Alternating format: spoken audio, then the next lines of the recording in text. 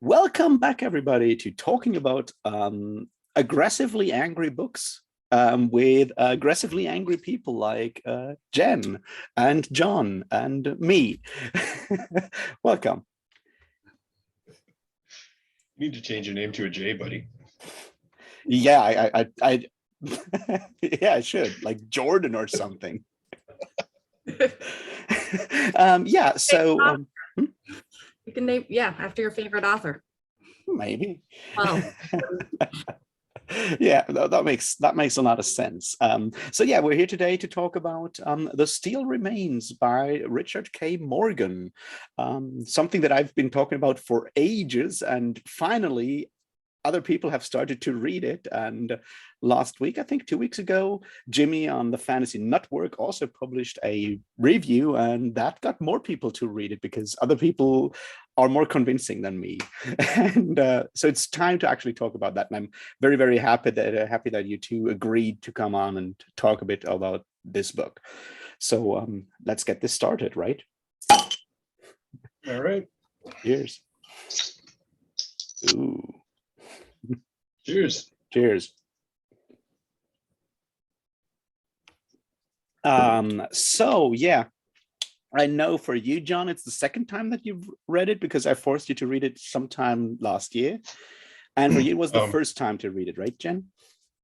it was, yeah.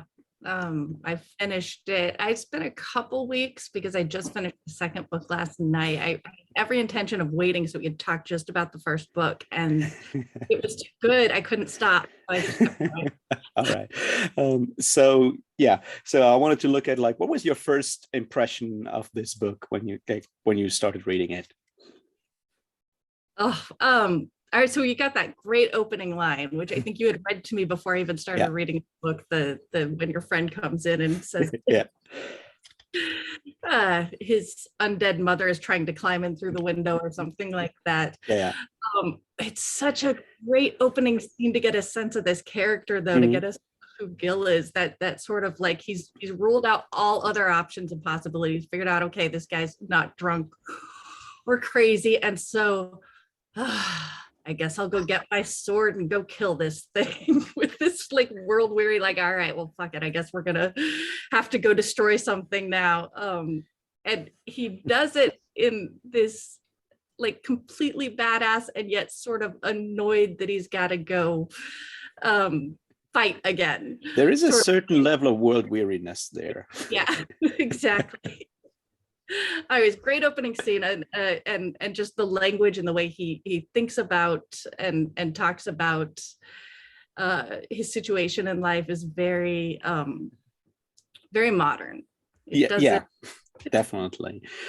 So what was your impression, John, for your reread and your first read?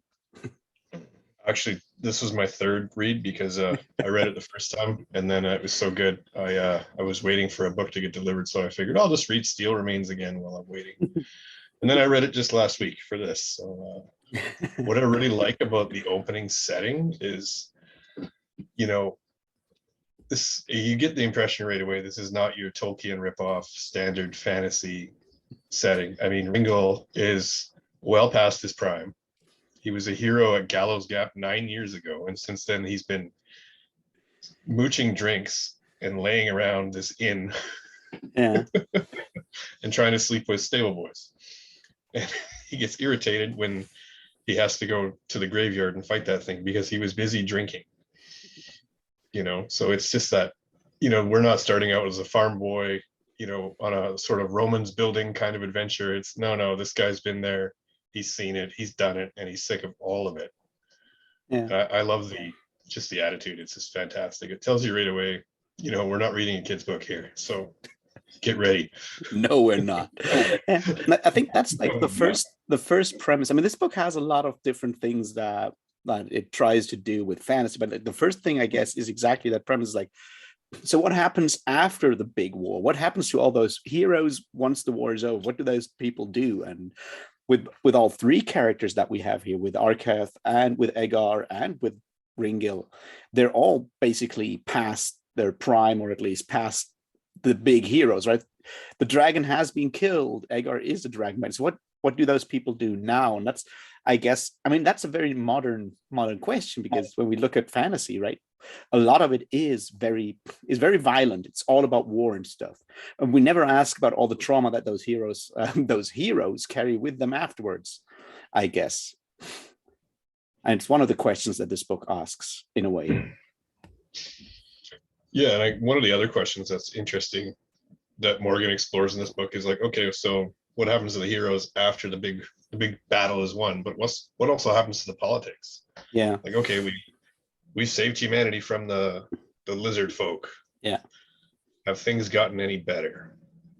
Yeah. You know, it's what essentially all those sacrifices and what they've done has only served to secure greater power and riches for those who were in control before, and it hasn't improved the lives of the average person, and it certainly hasn't improved the lives of those who fought in the war. And I think I also like that he touches a bit on the fact that even Gil and Agar and the main characters that are struggling with the aftermath of this war, that to a certain extent they're privileged, they're heroes. Yeah. They came out with this reputation that they could make something of. I mean, Ringil's making a living. It may not be much of one, but he's making a living off of the reputation he built during the war. And which is why I really enjoyed this scene with Darby. Darby, right. Darby. Yeah, Darby.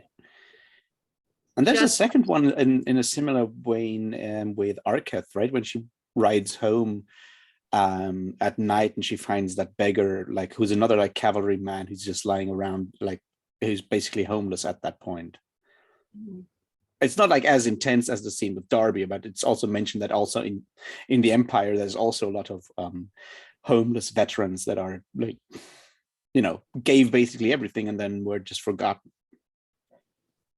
Right, which is something else this book does a lot, I think, is it doesn't, I think a lot of fantasy provides a mirror or a reflection of the world we live in, and he doesn't in any way distort that. Like, he makes it very obvious where the parallels are to our own existence, and leaves it there to be no doubt, like, what his point is, that the way veterans are treated and the way they're cared for after sacrificing so much and being so deeply affected by what they've experienced is a crime. Yeah, definitely. I mean, as I said, the book has a lot of different, like, things to say, points to make about our world, as like most good fantasy does, and that's definitely one of them. Apart from like questioning like whether it is important, whether we should actually go and fight wars in the first place. Although, you know, with the dragon stuff happening, it's like, yeah, that's the kind of threat that we should actually do something about, because it will kind of maybe kill everyone, and that's maybe not really good. It didn't, right, in that it didn't, winning the war didn't necessarily make life better than it was before, but it was certainly a better option than being killed and eaten by the lizard people. True. I mean, I guess that's like another thing that we could probably we would need to talk about once we're done with the last of those three books, is like, because other fantasy books that go in like a similar direction, say like very realistic kind of fantasy, it's always like, is there like a chance for improvement? Will things be better? Could things be better afterwards? Right? Obviously with Tolkien, it's like, yeah, things will get better afterwards, because Tolkien is, you know, a very positive person in that regard. And with stuff like Stephen Erickson and Cam Asselman, there's also like the idea that things are at least changing and getting better. Whereas here with Richard Morgan, it's like the question is like, is there a chance for things to actually change or improve? Or has he already given up on that part of it? Are we sticking strictly to the first book? Yes, I think we should stick to the first book and like what kind of impression he gives in that first book. I think so there's this question of what Gil believes versus what like maybe the author believes or the intent of the books, because I definitely think starting out that Gil is angry and jaded and doesn't really believe that it made anything better or that it was worthwhile. And I don't know that that necessarily changes, but it does feel a little bit like by the end, like he's decided that there are things that are worth fighting for. And as much as the story begins with him sort of this, like, I guess I have to fight and I don't want to, you realize pretty quickly he actually loves it. And there's violence is kind of his go-to. I mean, given a choice between punching somebody in the face and not punching him in the face, he's probably going to punch them in the face. And that's sort of like, I guess, the thing that all three have in common is like, at the end of the day, they're all soldiers and they're all fighters. They're all very much prone to use violence as the first or only option or only solution to something, because Agar is not exactly a pacifist either. Neither is Arketh. And I think that's like the other things, like how did you actually like the three character ideas? Like, I mean, yeah, it's fairly clear that Ringil is sort of the main character, maybe, or did you feel like that, or did you see it more as a like three sort of main characters kind of thing? I wasn't sure when I first read the book the first time. I wasn't sure who the main character was supposed to be. I mean, I kind of assumed it was Ringil because he's the first one we meet. But then we meet Arketh, and like you think about her position in the Empire, and she's effectively an immortal. She's, she's sort of the last of her race, this advanced race that left everything behind and just went somewhere else, or we don't even know where that is. And I wasn't sure who was the main character, and I don't really even know if Ringil is necessarily like the only main character in this. I definitely think Arketh is in strong contention, and Agar. Oh no, I'm gonna change my mind. No, I don't think Agar could be in contention. I felt definitely throughout the first book that Ringil was the main character, and honestly, I was a little bit disappointed in that I wanted more Arketh. She's another one that the first scene in which we meet her, I absolutely loved.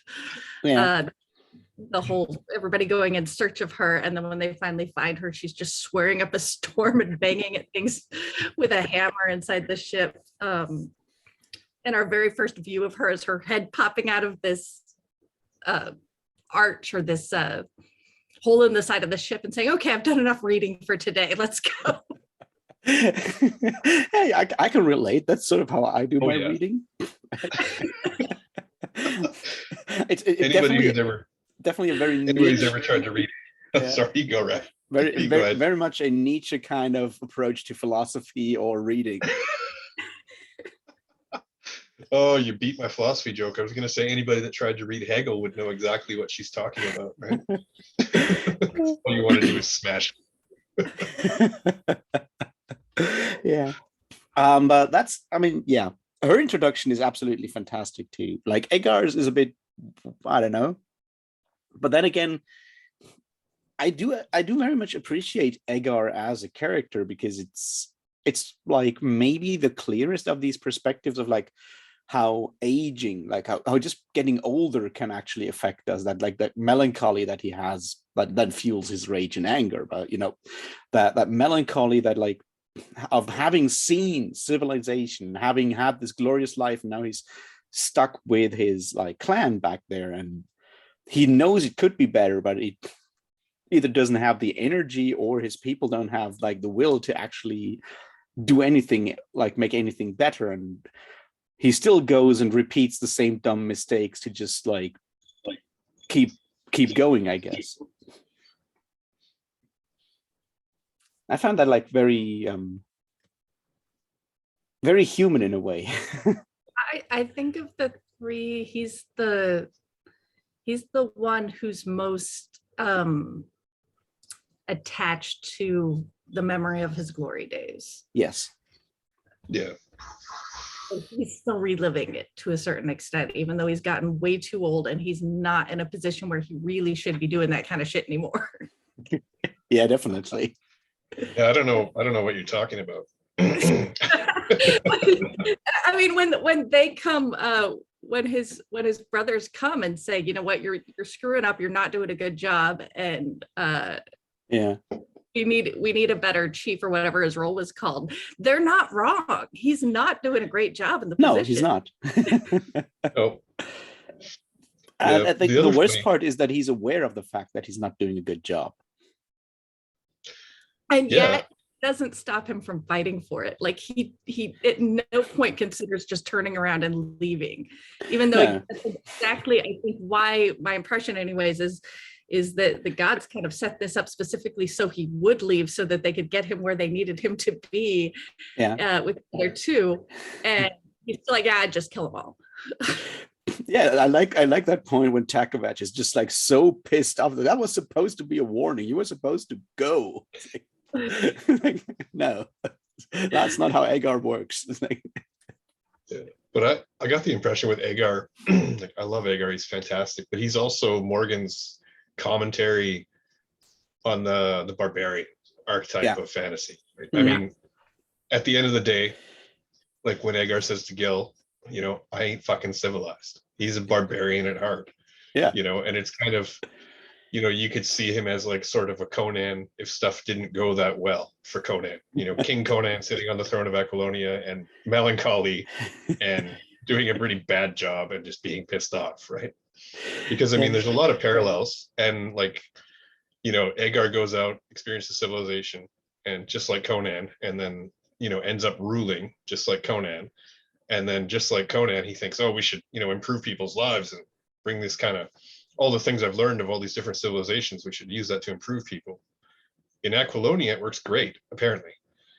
Not so much for Agar. Everybody just tells him to shut up and just stick with the status quo because that's fine and it's always worked, you know?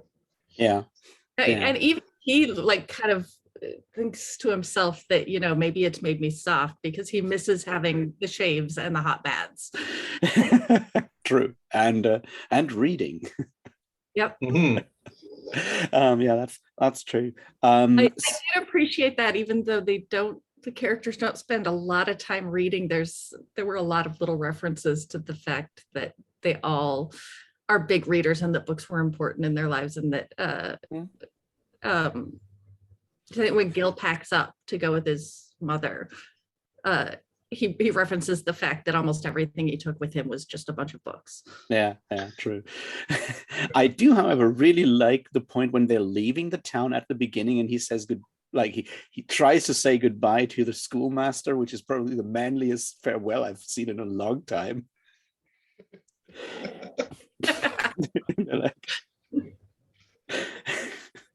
The schoolmaster who spent his Padro's Eve with two prostitutes who then robbed him, and he doesn't care because he's still ridiculously happy. Yeah, exactly. And okay, so this morning I was like kind of frantically kind of going back through the book again, trying to just refresh myself on places where I'd taken notes. And I know for a fact there's no way I picked up on it the first time beyond sort of that's strange and probably means something, that as he goes to say goodbye, there's a man standing in the graveyard with a long leather coat and a brimmed hat. Yeah. And I'm wondering how many other places he shows up. Say his name again, the god's name Takovach. And there's like, have you shows up throughout the book without without necessarily realizing it the first time through. Have you Jen read the Altered Carbon Takeshi Kovacs series? No, this is the first Morgan I've read. Okay, because there's a very strong hint that those two series might be connected in some way. But I mean, it's not exactly a spoiler because it's never confirmed, but like his main character in the sci-fi series is called Takeshi Kovacs. And there's another character that is called Kelgris Falconer. There might be connections there. This is Raf's argument. He's been trying to convince me of that Takovach is Takeshi Kovacs and Kelgris is Kelgris. Well, when Kelgris gets introduced for the first time in this book, it's mentioned that her animal is the falcon. Oh, that's true. Right? And that's a great segue into talking about Morgan's gods. Oh yeah. How Morgan's funny gods. they are. Yeah. So I having not read the entire series yet, I'm not sure on what their end goal or their intentions are, although being an Erickson fan, I tend to distrust them because if the gods are meddling, it's never good. But Yeah. they show up often enough that I keep thinking it would be really fun to read from their perspective, where they're playing this like big 3D chess game with these long-term goals, and they keep trying to put people in their place, and yet every time they move a piece, that piece wanders off and does something else, and then they've got to keep pushing them back in. Yeah, I definitely love that aspect of it, like how the gods, the sky dwellers, are just always annoyed with those humans because these fucking humans don't do what they're supposed to do ever. But I mean, even like when Kelgris shows up the first time, when Yeah. that shaman guy goes to the brothel, right? Mm. And then she does something pretty horrible to him, which is fine. I'm totally fine with that. He deserved it. And then her side of the conversation is hilarious, because it's all right, well, you should go do that ritual thing, you know, and appease the what are they called, sky dwellers, and yeah, don't screw it up this time, like you know. Yeah. She's like looking for words, and she's like can't really remember whatever specific Yeah. culture he's from, and it's like, just do whatever you shamans do, or I gotta go, like I got stuff to do, I got other guys' cocks to bust, you know, like Yeah, just, the level of just disinterest is just fascinating, you know. Yeah. Yeah. That's definitely an aspect. So yeah, let's look at the general like religion stuff. What did you think of on the other side? We have that polytheism with the sky dwellers in the north, and then we have that monotheism in the south, in the empire. How did you like that? Because that's sort of like one of the few things in this book where I'm like, that's maybe a bit too close to too on the nose in a way, if you know what I mean. It's like, yeah, you could read this as just, I mean, a criticism of every form of like organized Christianity or Islam, or you could go and read it as just a criticism of Islam in a way. How did you read that part? Go ahead, Jen. I didn't relate it to a specific monotheistic religion necessarily as I'm reading it. I'm gonna struggle with the religion piece because I think it's so much stronger in book 2. Yeah. And it's really hard for me to remember like what was in the first book. When I think of the religious stuff, I tend to think of Cold Commands and not Steel Remains, because it's, yeah. Yeah, Ringo's first lover was executed, right? He was by the executed. church. Yeah, sort of by the church, yeah. Yeah, with that horrible cage of impaling spike, single impaling spike. Yeah. And you know, I mean, the vibe I got from the monotheistic religion was just, I mean, sort of pre-Renaissance Christianity, right? Oh yeah, yeah. How did you like the Emperor though? The Emperor is, I want to dislike the Emperor. I really do. Yeah. But he's hilarious, and he's capricious, and he's a dickhead. Yeah. And he's funny as hell. So I mean, that first introduction, it was the same with Poltar, where we get these really brutal scenes with women, and in my head I automatically set them both to be the big bad guys because of how they were introduced, and then Poltar basically becomes irrelevant, and the Emperor, despite his treatment of the slave in that first scene, like he's not, it's kind of hard to hate him.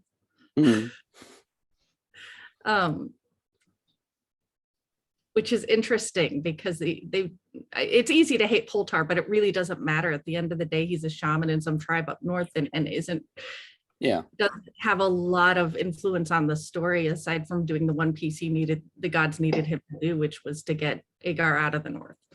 Yeah. Right. Yeah, true.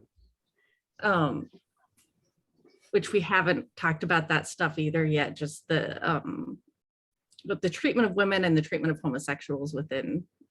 Yeah, that's definitely one of the big things we need to talk about. But I agree, it's difficult to hate the emperor. I mean, hate aspects of what he does, definitely. But he tends to do, like, he's surprisingly aware of his position and what to do, in a way. And sometimes. She knows that, like, when he's kind of playing with the slave as he's talking to her, that this isn't just because he's this it isn't just about the fact that he's this God, I can't think of the right word, but that he's living in this life of where he's just constantly surrounded by naked women and food and really isn't concerned with the act of ruling, that in and of itself, it has a purpose, that there is some deeper manipulation of those around him through his actions. Yeah, definitely. All right, shall we tackle the treatment of sexuality in general and the gender roles and homosexuality? I guess we need to split it into, like, the treatment of women and the treatment of homosexuality in this book. Let's start with the women, because we're already basically sort of at that point. There's some horrible abuse in this book, I guess, is the first thing we need to talk about.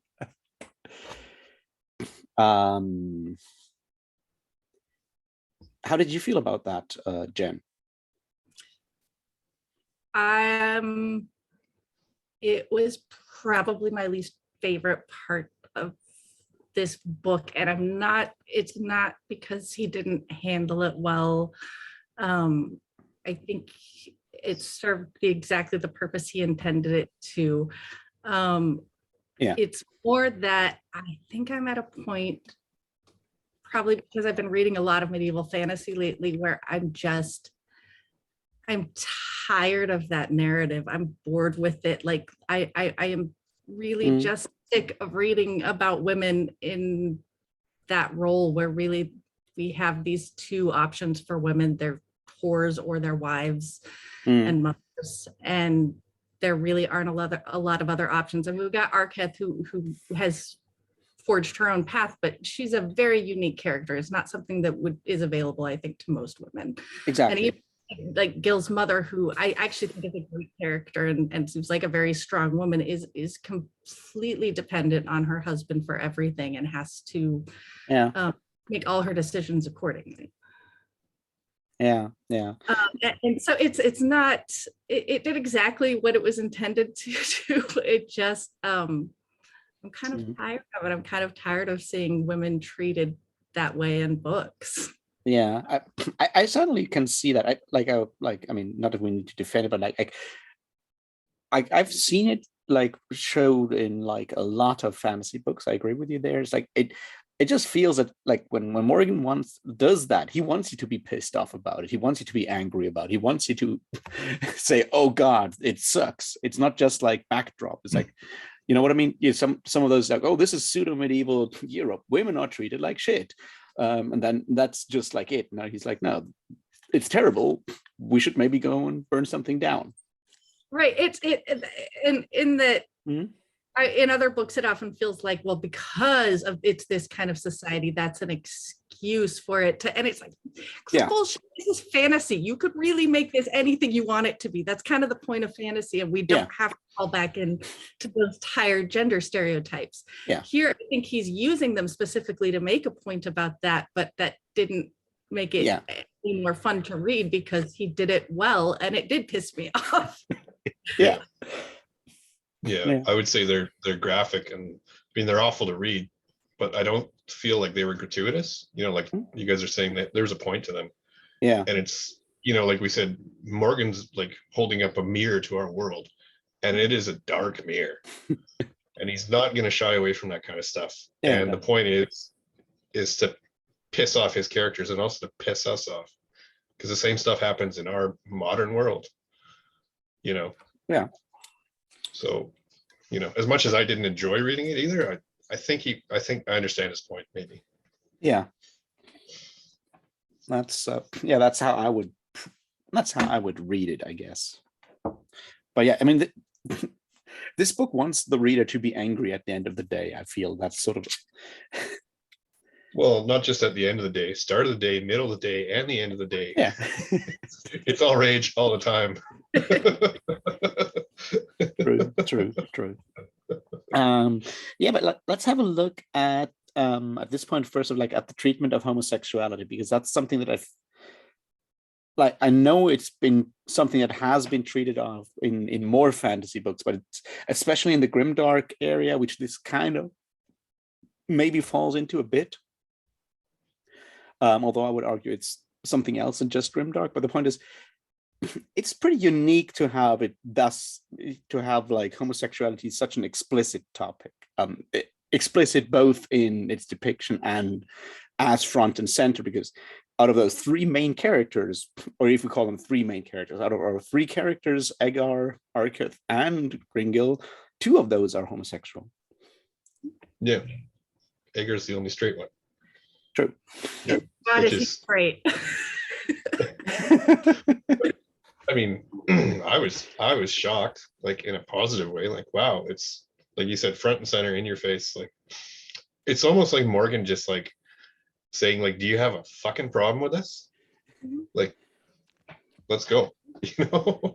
He just slaps you with a, that's the impression I got. And I was like, right on, man. I love this. Right on. This is great.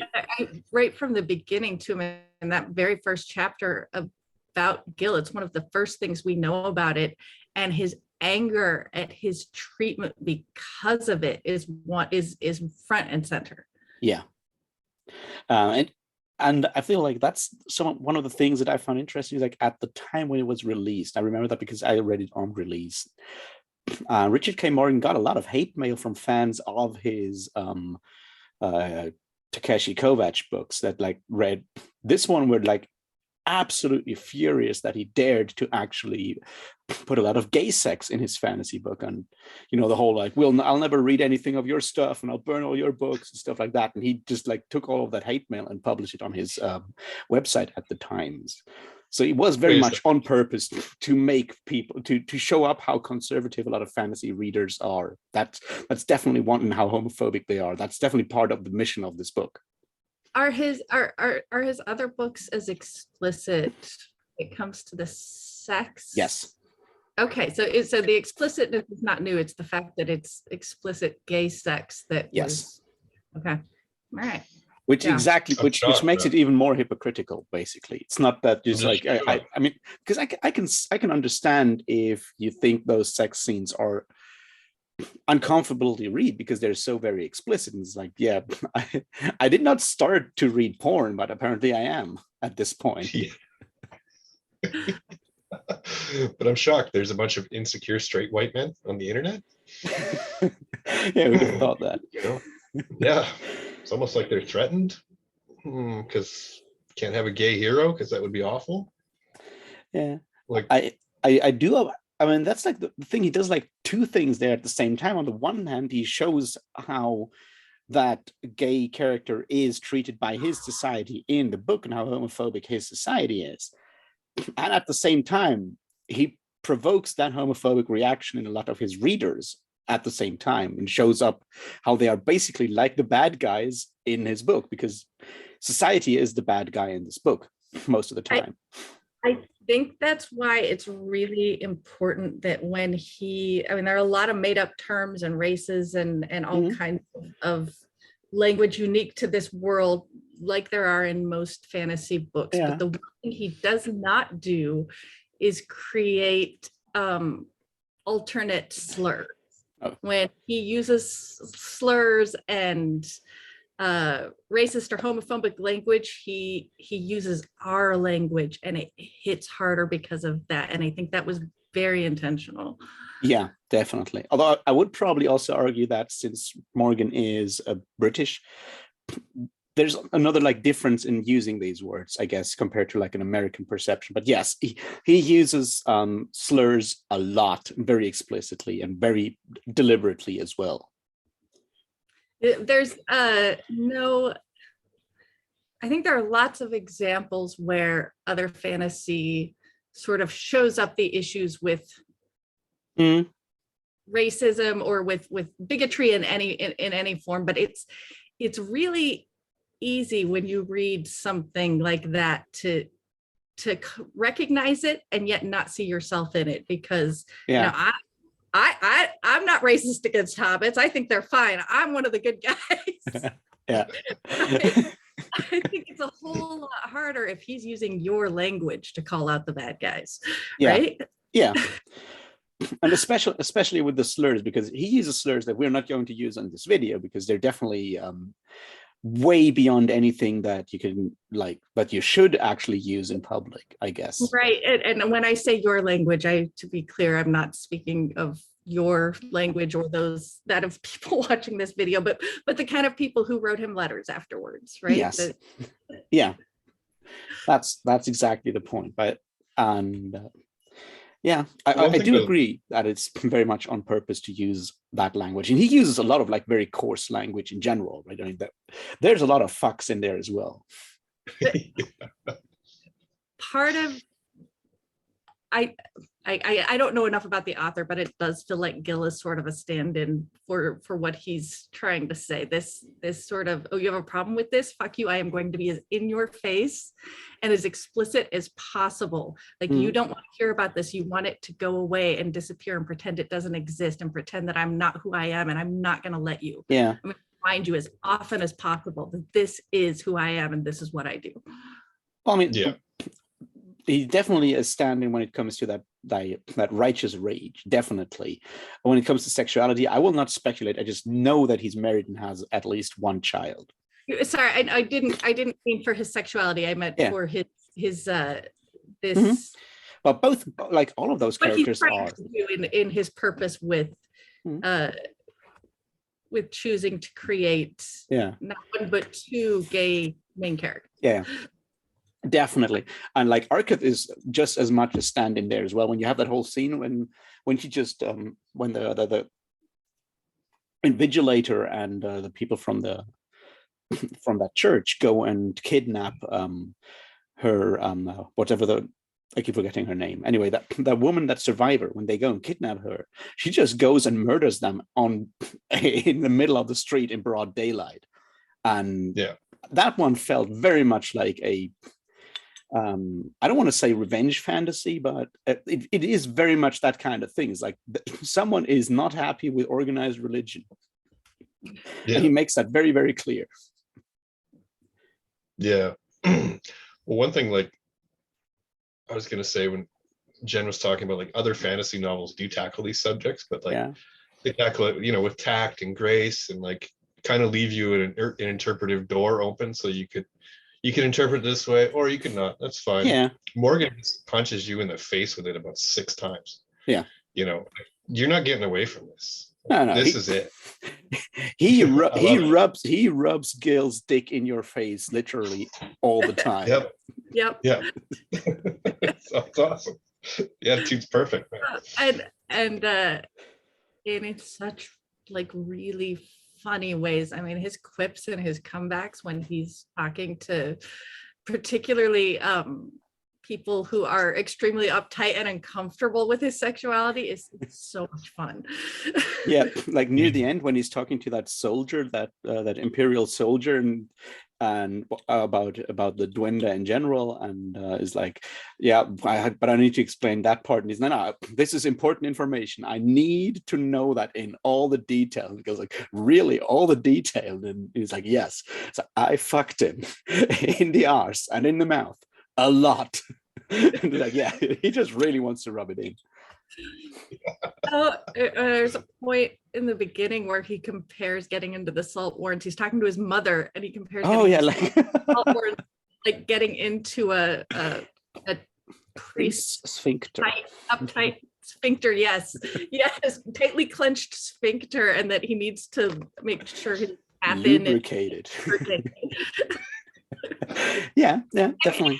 And he's doing it specifically for the shock factor. He really is like, you don't get to look away from this. You don't get to pretend that. But there's a scene in there that I really loved at exactly around that area at the beginning of the book, when he has that conversation with his father, and his father is trying to, like, yeah, if only you, and you have that whole like tension between that very conservative father and the whole like that weird tension where both are basically incapable of finding any form of like resolution for their like ongoing problem, because they, well, at the end of the day, they're also both like very, very masculine in their ways and just can't talk to each other.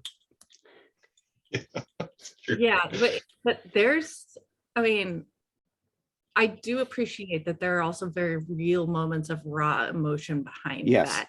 That's a good example of one where he's got all these quips and he's got all this anger, but that moment when his dad says that his lover deserved to be in that cage, deserved to be tortured to death because he was a degenerate, and he screams, "Then I did too."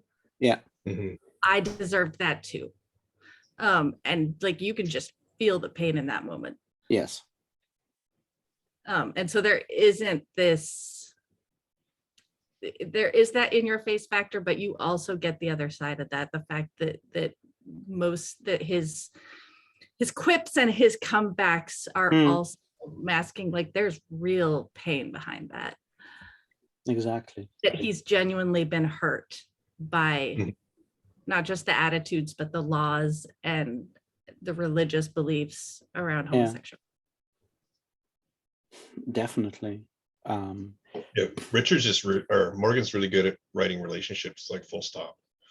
Yeah. I mean, there's not all of the relationships in this book are compelling, you know, like Ringo and Egar together are just hilarious. I mean, it's like me and Raph hanging out, right? It's just toxic masculinity turned up to 11, and then you add heavy metal and beer. It's like, so metal, yes, beer, yes. And then we don't talk for 10 minutes, right? Yeah. Yeah, those two are really funny in that regard. But I mean, where do I want to go with this? I feel like, yeah, in relationships in general, he's very good at that, but he has those like quiet moments in there, which is interesting because when I first read it, I did not really notice those. It was something that I mostly realized on like rereads, is because like when you read that book for the first time, you're just basically just drawn in and like rushed along by just like the level of adrenaline like on those pages, and you're like, bam, bam, there's like something happening all the time. But there's quite a few of those like more quiet moments and those kind of nuances there where like, oh wow, see, they're actual, most of those people feel like actual humans in a way. Yeah, they feel real, like they feel, I don't know, like almost like sometimes they can be standing right next to you in certain points, especially those poignant like quiet moments. You're right. Yeah, you know, those are so well done. I don't know. I'm gonna fanboy all over Morgan. So in the way they talk, in the way that they communicate with one another, it feels natural, it feels real. And he has this way of describing experiences that somehow make them hit, like that make you completely understand what the character is experiencing in that moment. And there were a couple of them, and right now the only one I can actually think of is there's a point where Gil gets knocked out during the fight with the Duenda, and he talks about how the floor turned upside down and basically tried to like shake him off of it. Yeah. And I remember thinking, like, I've had that feeling of disorientation, and I've read descriptions of that feeling of disorientation where you lose your sense of where you are in space, but I've never read anything that actually made me relive that experience. But that's exactly what it feels like. True. Or there's another point where he just says he's thinking, and he's caught in like this anger. I wish I could remember what he was thinking about, but Gil is going over something in his head, and he finally just yells like "fuck off," and it ends up surprising even him.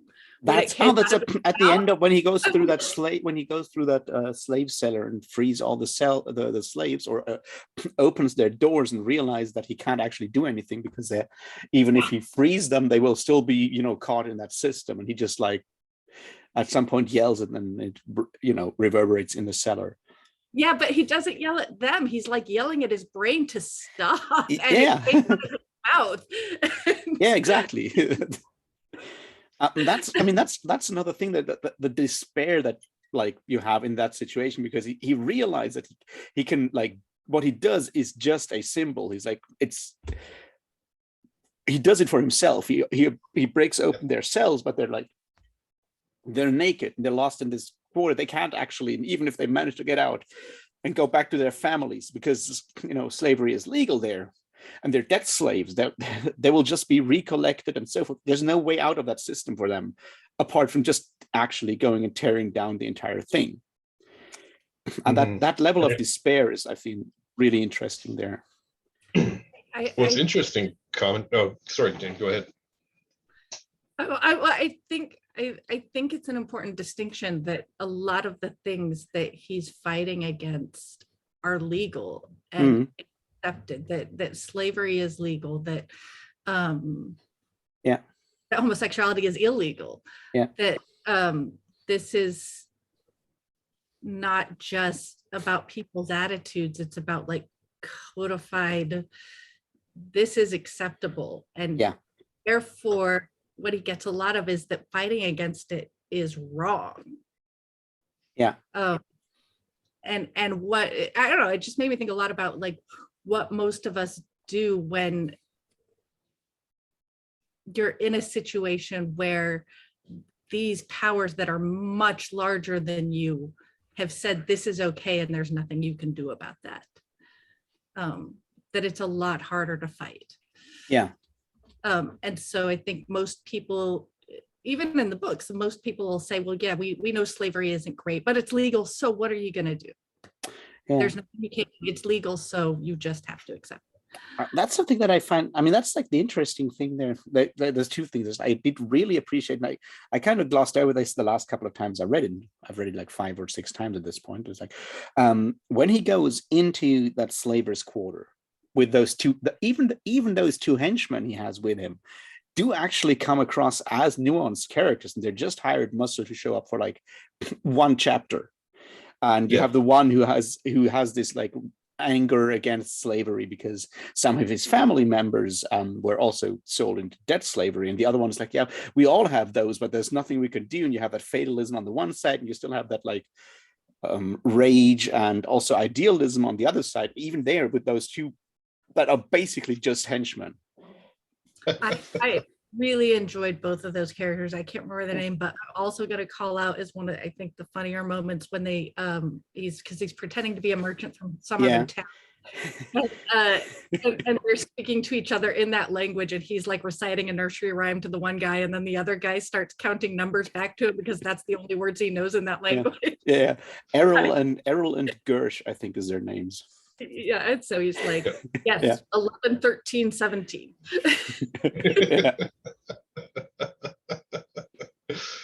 It's surprising though, man. If you want to pretend to be from a foreign country and speak a foreign language, you don't have to say anything that makes sense.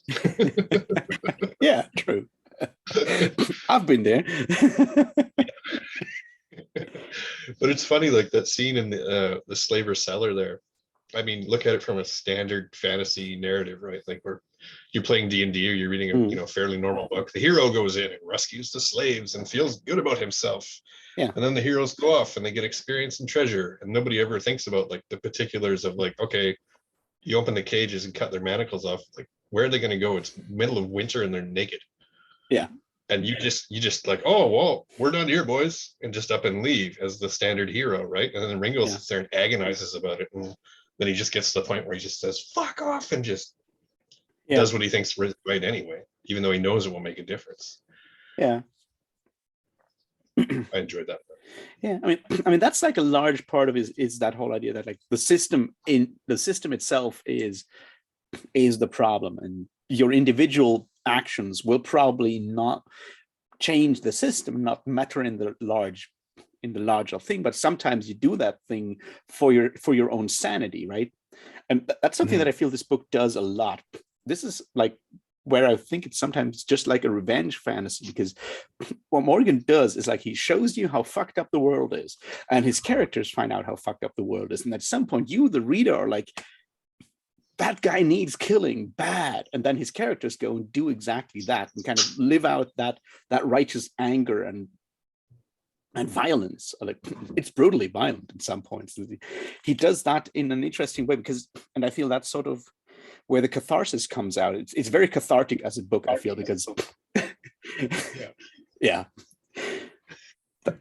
Yeah, Both, all right. You just gave me that's pretty much my whole argument on why Akarsa is a great character, and I'm going to bring you over to my side someday, Raf. Why? Who is a great character? Akarsa. Sorry, Akarsa. switch series on you. Yeah. We can move on someday. I have never said that Karsa is not a great character. I just don't like him that much. But that's the other thing I think he does extremely well is fight scenes. Yeah. He's especially because I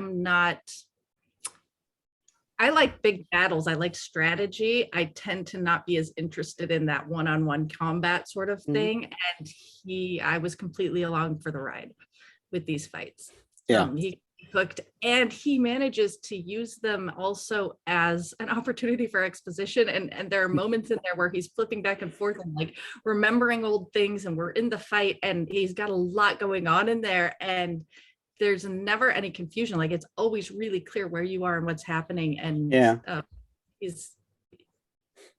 think his fights are very well choreographed, is I guess the thing there.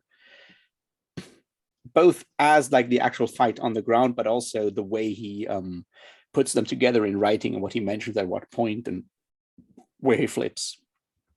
So Dwenda? Oh yeah, we need to talk about Dwenda and Kyria. Dwenda, scary elves. Kyria, black dwarves. Yep. With machines, steampunk dwarves. There you go.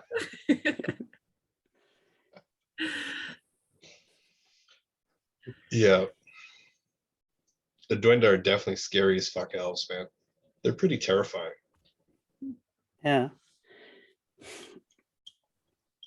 I think him fighting Seathlaw for the first time was absolutely epic. It was really, really fun to watch him kick the ass of this thing that he really shouldn't have been able to kick the ass of, even though Seathlaw comes out on top at the end. That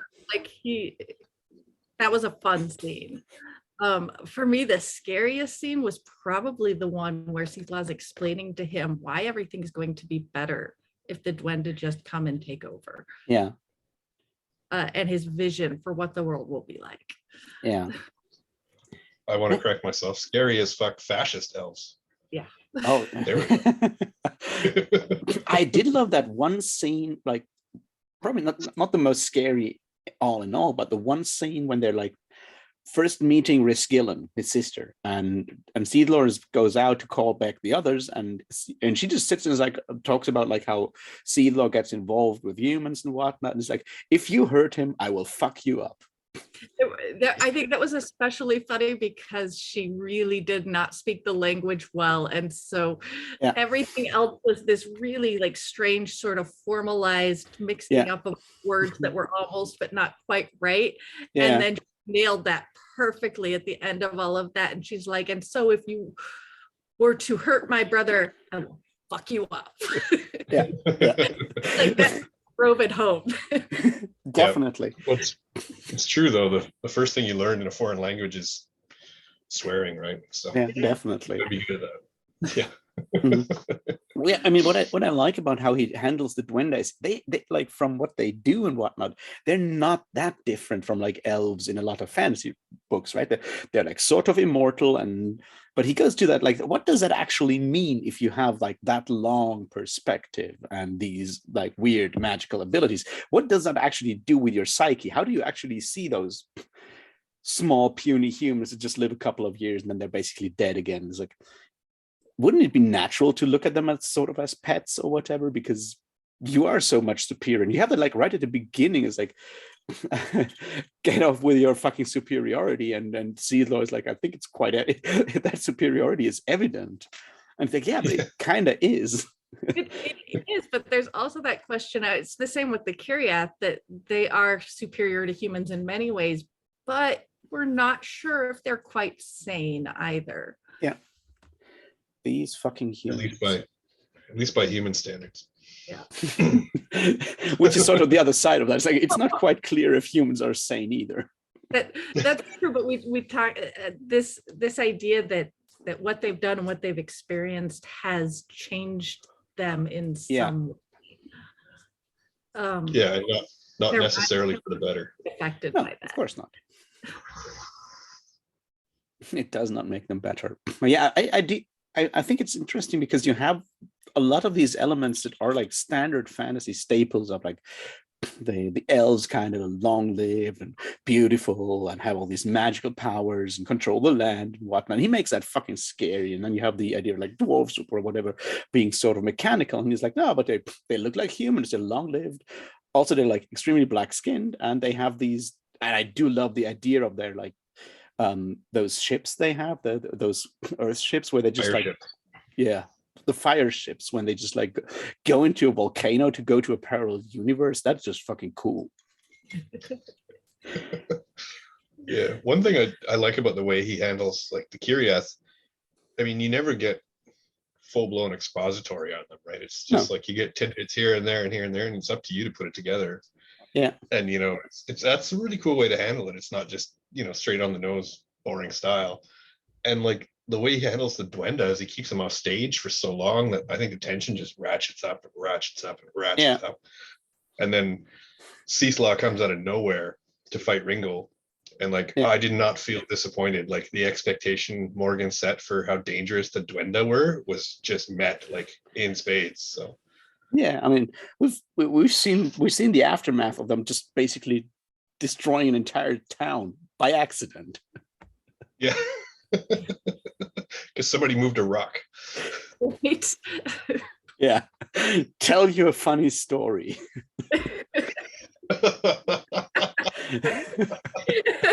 It's like, oh God, this is hilarious. Yes. Some idiot moved a statue to another city, so we destroyed a town. Yeah. Yeah, I think yeah, it shows how inhuman they are, but then on the other hand, you see most of the stuff in Theodore brings that across, like, yeah, and on the other hand, the quotes from the Kiriath as well. It's like, we look at those Kiriath and Dwenda, and they're like super inhuman and weird and scary and whatnot. But when you look at what humans do to each other, it's pretty fucking insane on the same level, or at least as atrocious in a way. And that's sort of, I guess, the question there is like the future that like Seedlaw has imagined is, and I think he handles that whole thing very well, that conversation, because it's like, for you, Ringle, it would be better, right?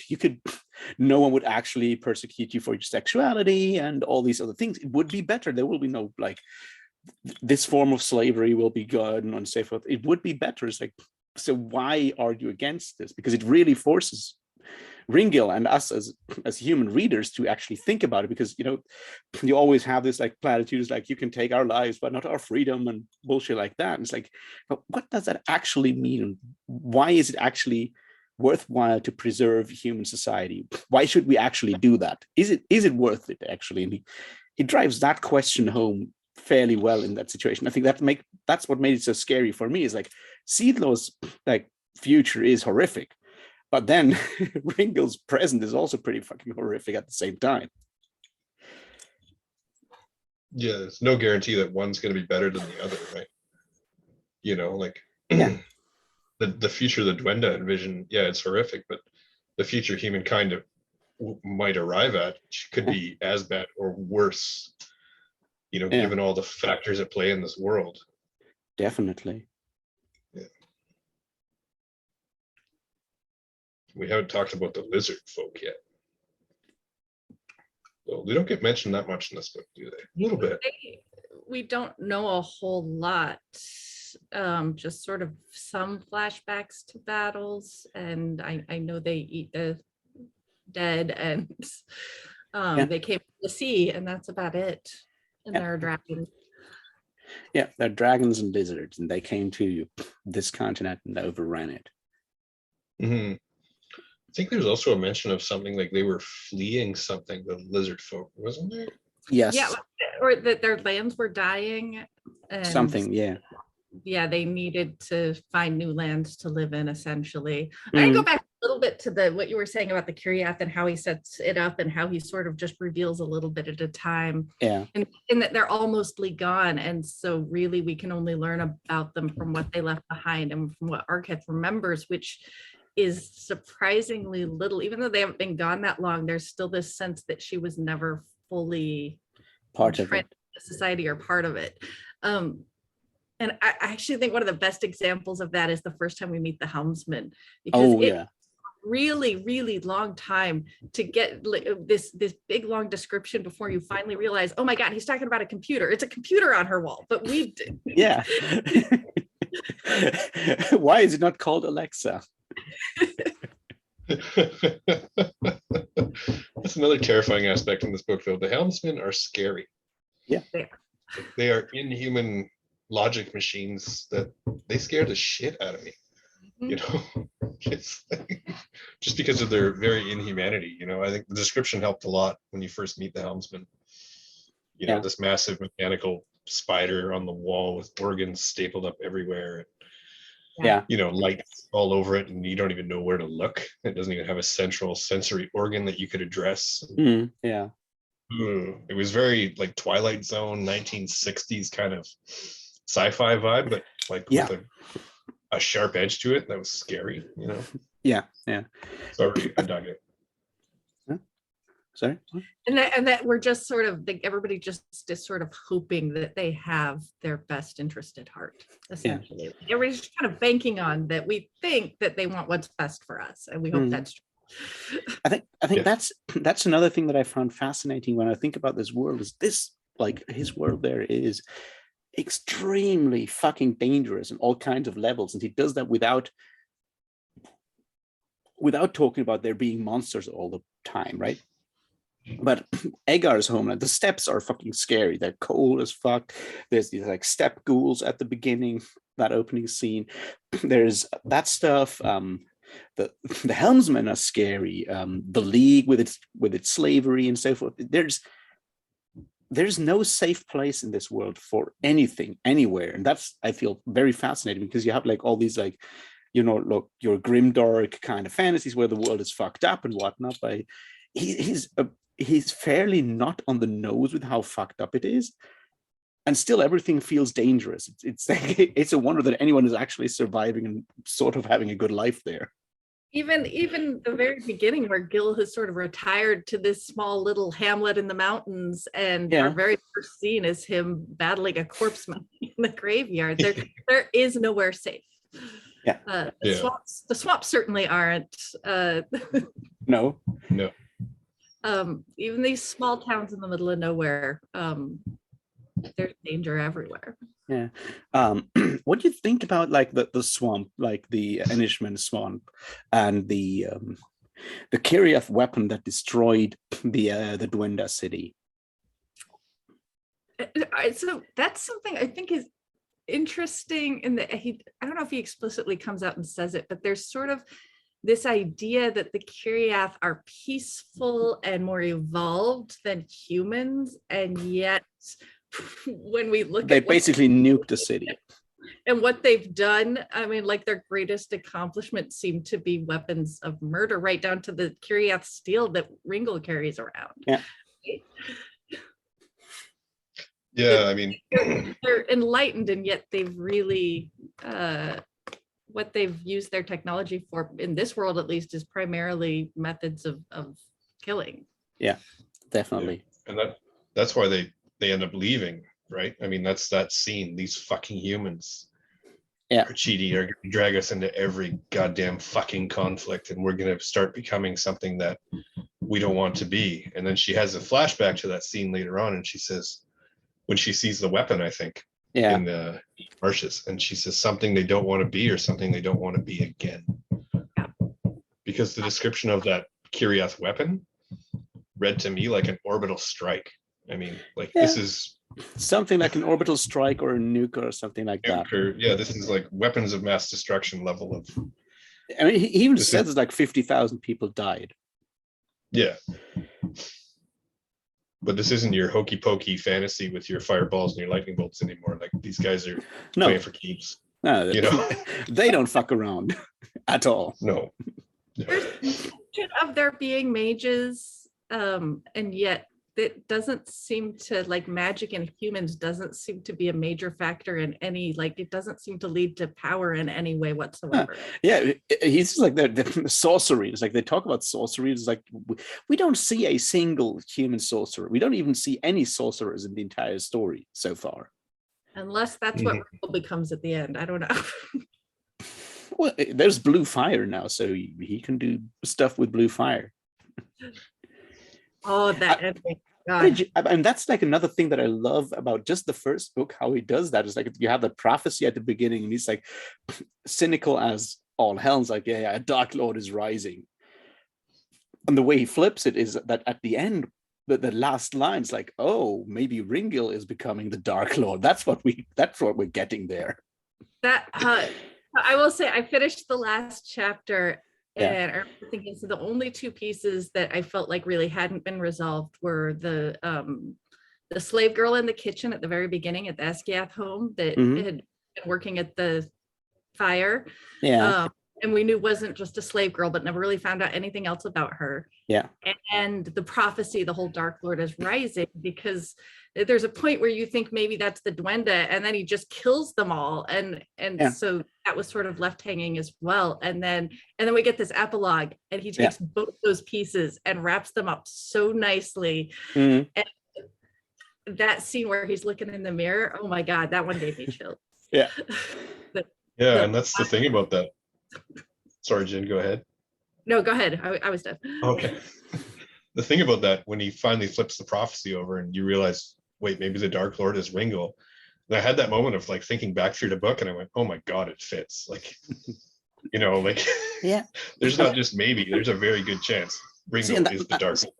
Yeah, and I feel that ties back in, I feel, into that whole overarching theme, because it's like you look at someone like Ringo with all the capabilities he has all the potential he has, and then you put him into a society that treats him like shit all the time.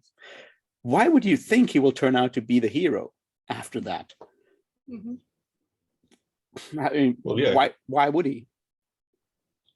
The only thing that seems to keep him doing, like, quote unquote, the right thing is just some sort of internal moral compass, because everything he does makes things worse. I mean, they defeat the lizards at Gallows Gap, and 9 years later they save humanity, and humanity is just, society's gotten worse in every possible way. Now we have legalized slavery, and there's constantly bringing it up, like, why the fuck did we fight for this? This is what's happened. He goes and tries to do the right thing and help people, let the slaves out, and it's like, well, this is just a waste of time. It's not going to go anywhere. Everything he tries to do, like, to improve things, just ends up like turning back on him. Yeah, and like, definitely. He starts out as an angry dude. By the end of it, he's like scary level of rage. Yeah, that's definitely like one of those things, because like we have, and this, I feel this is like an interesting question to ask, because when you look at a lot of fantasy, a lot of our fantasy characters are always sort of outsiders, right? They're never like, like the first or second son of a successful merchant. That's never our fantasy character. They're always already set apart from the rest of society for some. They're always special in a way. It's like, the special doesn't mean good. Special can be really, really fucked up. Yeah. That's sort of what we see here, right? Like, Arketh is special. Arketh is not part of society because she's been left behind by the Kiriath, and she's in that sort of other. She's the other in her country, and Ringel is, through his sexuality, the other in his country. Well, Egar is a different case, but yeah. So they're all set apart, and then he shows that like being set apart is not necessarily a good thing, and may make you into an extraordinary person, but that's not the same thing as a hero in a conventional sense. This idea of not accepting, not allowing a place for these people in society is not going to have a positive effect on them, on their development, on their mental state. It's just not. And I think I actually want to go back a little bit to the Arketh thing, because we talked a little bit about the fact that she's gay, but in the first book, at least, that doesn't come into play a whole lot. Beyond sort of the temptation with the slave and that moral quandary there, which is an interesting one, I think. But but what it does highlight is that feeling of not belonging in either place, where she's mixed race basically, and she was, like we touched on the fact earlier, that she was never fully part of the Kiriath when they were there, and they left her behind, and yet she's certainly not human and not treated the same as by other humans. And there's constantly comments about her skin color and derogatory terms thrown her way, maybe not directly to her face because she has some power. It's clearly she doesn't fit anywhere, and that, I think, is a major factor in her character and who she is, and why she kind of breaks the way she does when they come to her home and take the woman whose name none of us can remember, but I think it starts with a K. Ishgrin? No, Ishgrin is the other one. Elith is the one. Oh from... man, not even a K in there. Come on. What? Every time she was in there, just like rarely enough that every time her name came up, I was like, wait, who's that again? Her ending too. Oh God, that kind of came back to the whole like how irrelevant the humans were and their beliefs were to the gods. Her death, when she finally meets the Duenda, and it's they clear just like hack through her, and she's just proclaiming her love and that you're here to save us, and he kind of stops and listens and looks at her and considers it, and then just kills her. Like you would kill a bug. She's irrelevant and in the way. Mildly annoying. Die. Yeah, pretty much. Like, this is a distraction I don't need right now, so just like kill you and get back to these other people that are. I feel like one of those things, like, and even with Egar, like even Egar is a part because he has been outside, he has seen the outside, and he has obviously issues to come back to his society, even though he is objectively like the guy in charge, as privileged as you can get in that area. But even he has problems. Like, I feel like that's obviously the whole like question of like PTSD, which is sort of like in the back of this. It's never explicitly mentioned, but it's certainly one explanation of like why those characters act the way they act. It's something that we see like in our military fantasy. When you read military fantasy, I would call it post-military fantasy, because it's basically about what happens with characters after they've gone through military fantasy. You have your Malaz and your Black Company. You have those characters who has always made clear that like if you've been a soldier, you're set apart. You're no longer part of like your original like background, because you've had experiences that make it very, very difficult for you to ever go back to all these other people. You can't just go become a fisherman. Well, apparently you can, but only because some writers are extremely nice to their characters, but that idea of that you're set apart, and that's sort of, I feel, something that drives that whole story. It's like all three of them are set apart, but all three of them are already set apart because their otherness kind of is probably what made them become such successful soldiers in the first place, right? At least with Ringil and with Arketh, I assume that. With Egar, it's a bit like up in the air because maybe he's just I don't the think roughest, Egar's toughest fucker on the steps, I guess. Yeah. Well, he had the youngest, or not quite, like second youngest brother chip on his shoulder. Dad's died, and there's no place there. But no, he for the most part was just a dumb young kid looking to go get laid and have fights. Yeah. Young guy syndrome, fighting and fucking. He's kind of the same thing when we meet him again later. Yeah, he certainly is the one that is like experiencing midlife crisis the hardest. Shall we talk about the academy scene? I think that one is like one of those like where Richard K. Morgan just lashes out at our world and like initiation rites in all these special societies, man societies, when we have the whole like scene in Ringil's past at the academy. Yeah, the rape scene. Yeah, the rape scene. Okay, all right. Sorry, I couldn't remember what you were talking about when you said the academy scene, but yeah, when he was in school. Yeah. That was, I mean, that didn't feel like a scene from a fantasy book at all, did it? It felt like no. It felt like a scene set in a boarding school in our world. And I think that's the point. I like that he touched on sort of this idea that like rape is rape and it's not about sexuality. Yeah. And it doesn't make it any better if you happen to be attracted to the gender that is the one raping you. Like it doesn't make it any better at all. Just it was just brutal. Yeah. And it destroyed it also gives you another piece to Ringil's character in terms of his feelings towards his family and the ways in which they've let him down. And that's like one of the hardest things about it is that exactly that situation with his brother and his brother basically abandoning him there. Understandably so, right? I mean, that's sort of the point. It's never clear that his brother could have saved him. That's most likely he could have not. He couldn't have saved him, but it's like he doesn't even try. No, but I didn't get the impression that he was callous about it. I got the impression that he wanted to, that it hurt him to leave, but that he knew he didn't have a choice. There was nothing he could do.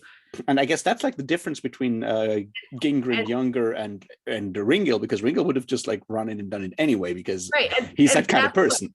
That's what pissed him off, exactly, because he never could have just walked away. Yeah. He would have gotten his ass kicked. Rather than turn us back. Yeah.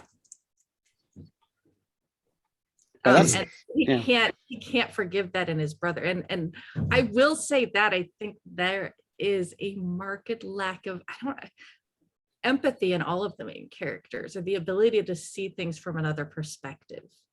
That a lot of what they do is, I don't like that, I'm going to fight you. And with no effort whatsoever to understand another person's perspective. No, they're all sociopaths. I mean, all three of them are very much sociopaths. And sometimes we agree with them, and sometimes we understand why they're angry, but that there is never any attempt to empathize with another perspective beyond their own. It is simply about how they see the world, and that's what they're going to act on. I think that's what makes that whole conversation with Ringil and his father so impactful, at least for me, is because that's sort of the closest Ringil gets to ever looking at like another person's perspective. He still can't do it at the end of the day, but that's sort of as close as Ringil ever gets to like empathizing with anything, is that scene with his father. It's like, I would argue that there are some moments with his cousin at the end. Yeah, Oh, yeah, Yeah. true. when he sees what she's been through and how she's been affected by those experiences. Yeah.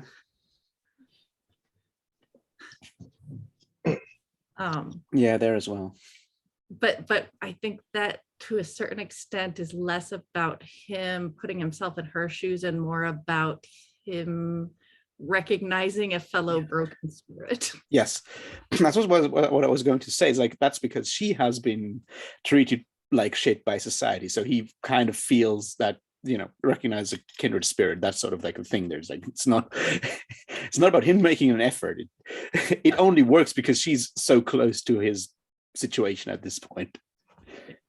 Yeah. Well, it's interesting if you think like none of the main characters really have empathy or be able to see things from other people's perspective, because they're all damaged in their own ways, right? Yeah. Like they've all undergone massive trauma. And like, I see your point, but I also think like, why the fuck would they want to? You know, I see like their point of view, like enough's enough. Well, yeah, I think we just spent all this time talking about how much we understand their anger and how much we sort of vicariously enjoy the way they act upon it without once hitting on the fact that sometimes they're really not very nice people. They're not always likable, and No. they are not compassionate. I think like sort of like a bit of that is like for the sake of others. When they fight, they're fighting for themselves. Yes. It's just like sometimes they're fighting people that we also would love to fight. Yes, exactly.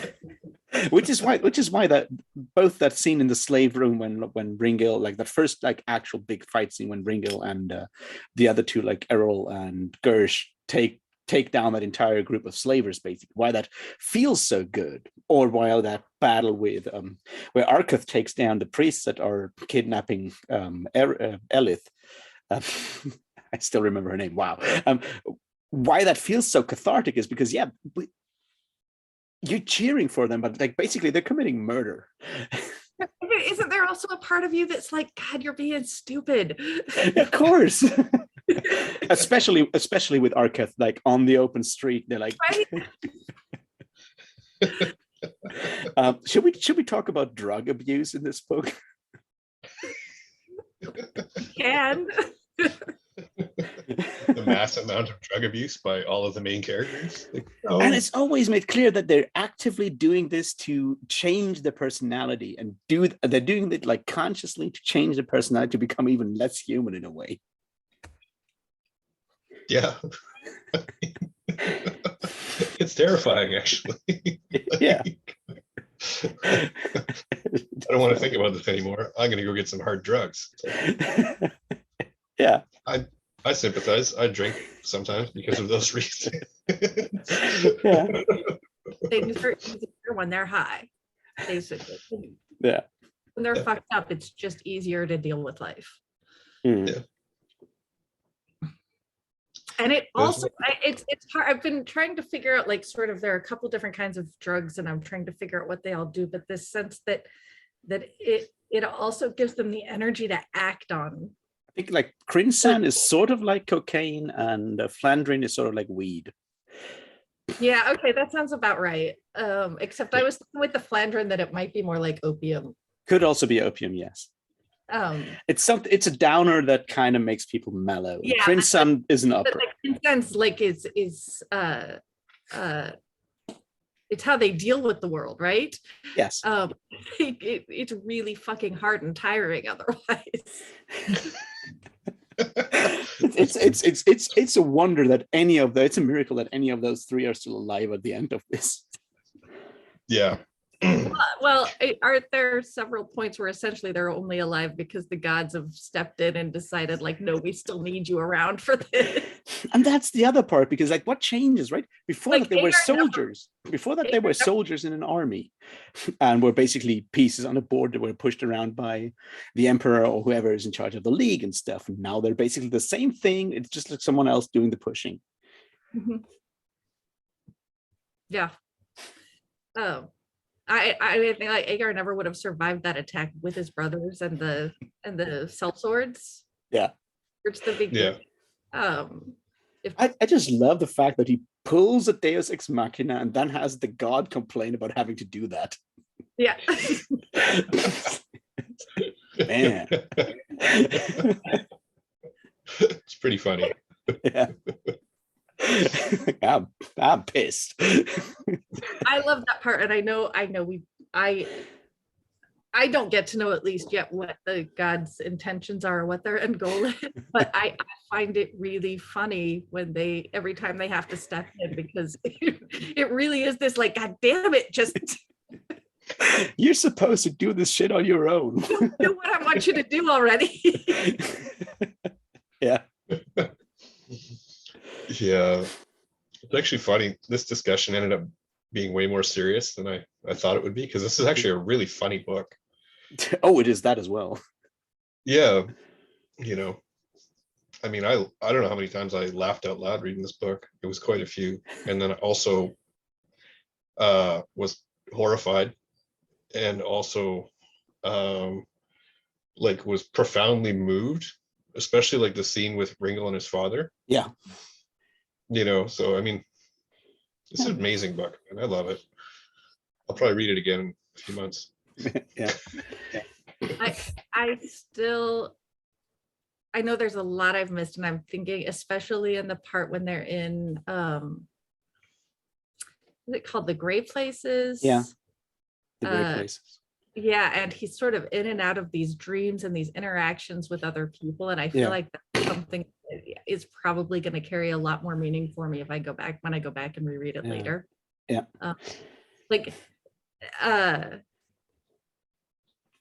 The scene with is it Grace of Heaven? Grace of Heaven is a fascinating character in his own right. He is, but there's a whole scene where they're talking in the garden that he thinks is a dream, and then we find out at the end that actually took place.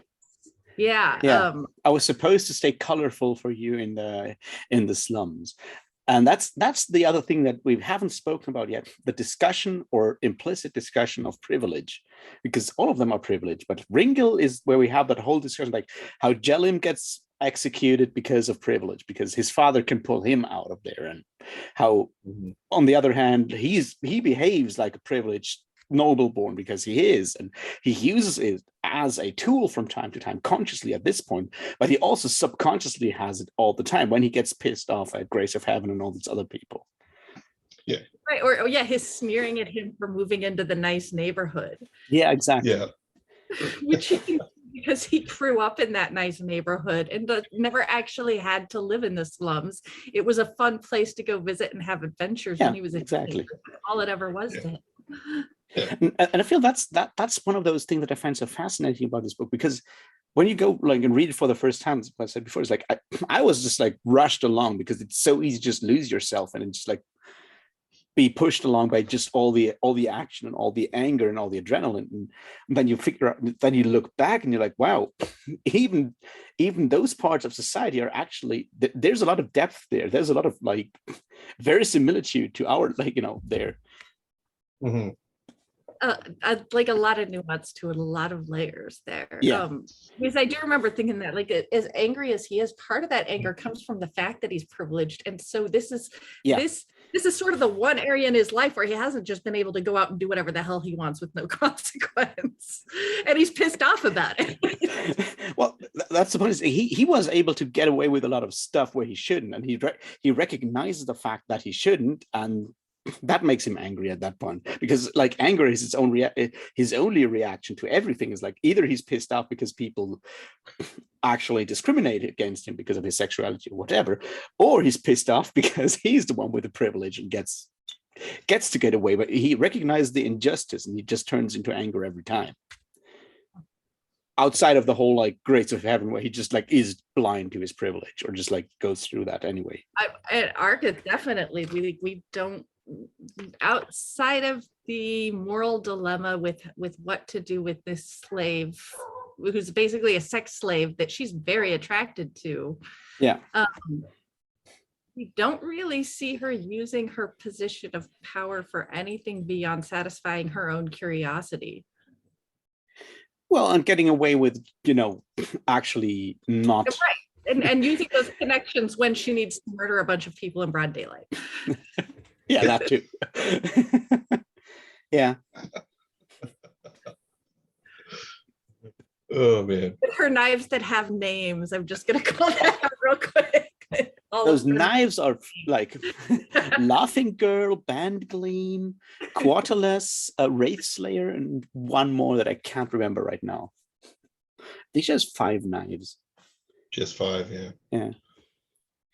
You said And quarterless? Quarterless is the one that she has in the sheath at the small of her back, and she has Quarterless, Band Gleam, Laughing Girl, Quarterless, Wraith Slayer, and one more.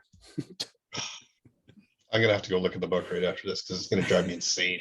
All right, Yeah. so I can't remember the name of the woman who basically precipitated the major events of the books, but we know the names of the knives. But they're cool. And it's like, why do only swords have good names? Why do only swords get names? Yeah, that's a good point. But like the fact that his sword has a name because it's expected, he's a hero, Yeah. and he's got a cool sword, and so it's got to have a good name. That's just part of the package. Yeah, but what do you think about that? Like one flashback scene with the idea with the sword, where it's like, at one point in the future, this sword will end up in a museum. Basically, no one will understand what it's for because that's how far people will have moved at that point. The idea that it was met with horror, that this isn't some beautiful future we might all aspire to someday, but rather this some twisted world in which there is no place for me, is how he saw it. Yeah. I mean, that's part, like, I mean, that's like sort of the same thing written large, right? This idea that he's a twisted, hurt, broken person, and a perfect world is where there's no place for that kind of person, and he needs a fucked up and broken world to actually have a place to belong to. Yeah. Are you trying to make a point about the human condition, right? I would never do that. I'm a philosopher. I'm supposed to ask questions, not give answers.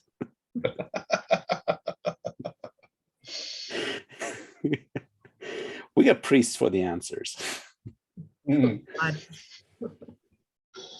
Exactly.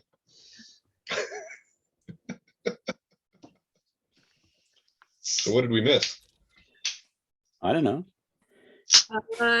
We kind of touched on it, but I think one of my favorite scenes is when they're all reunited, like when Hagar and Gil are in jail. And everybody's just staring at her like, you know, these guys. we found these boat thieves.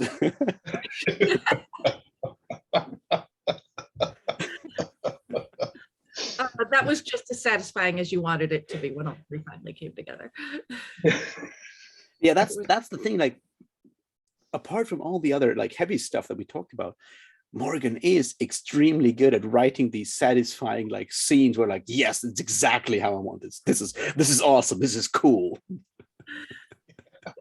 But it's funny because, I mean, okay, I've DM'd D&D for 100,000 years, right? And if I did something like, oh, you just run into the other player characters and they're in jail, it would seem like a contrivance, you know?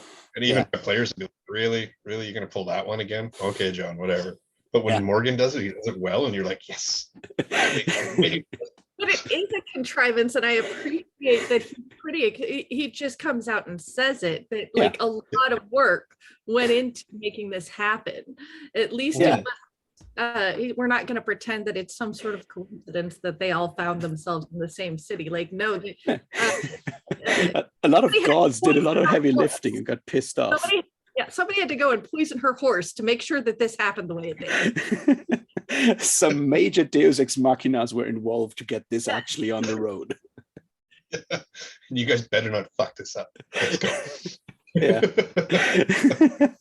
True. Oh man. Yeah. All right.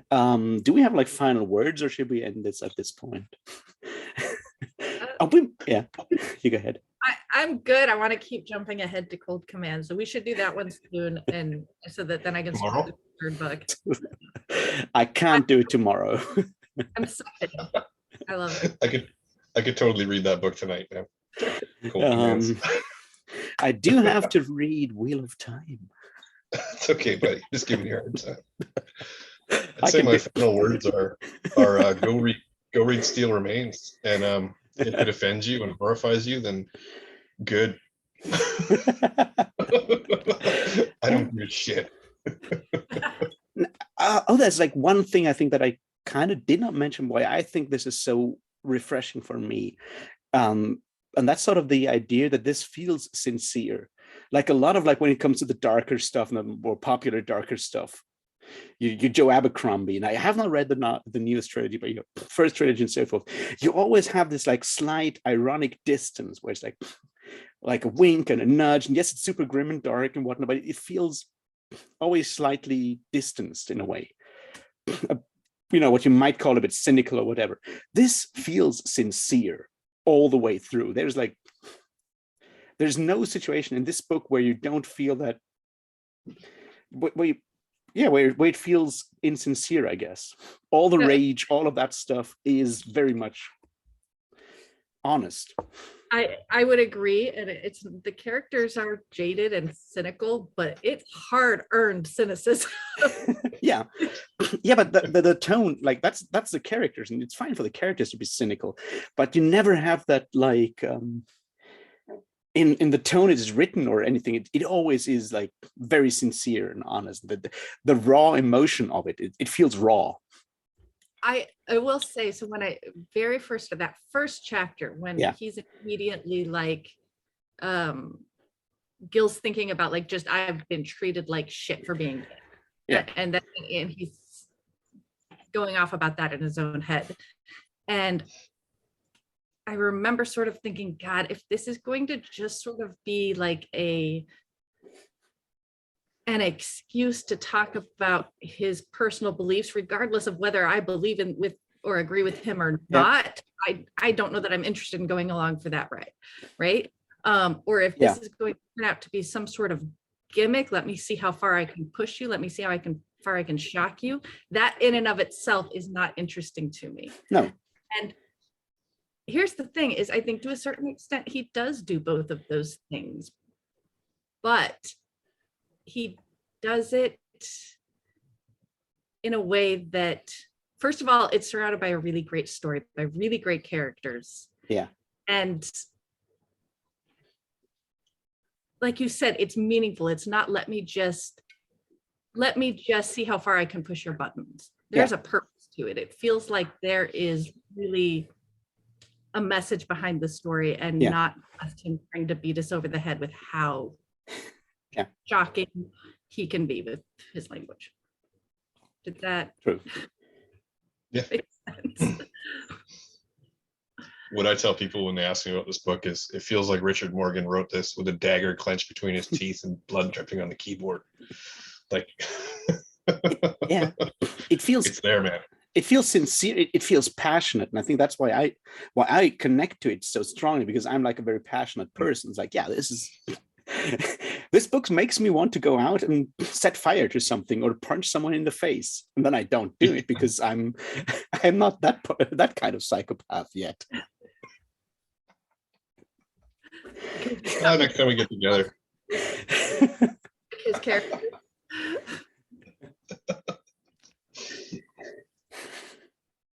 All right.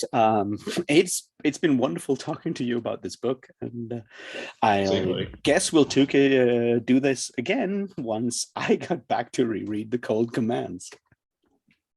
Nice. Yep. I mean, all right. And thank you.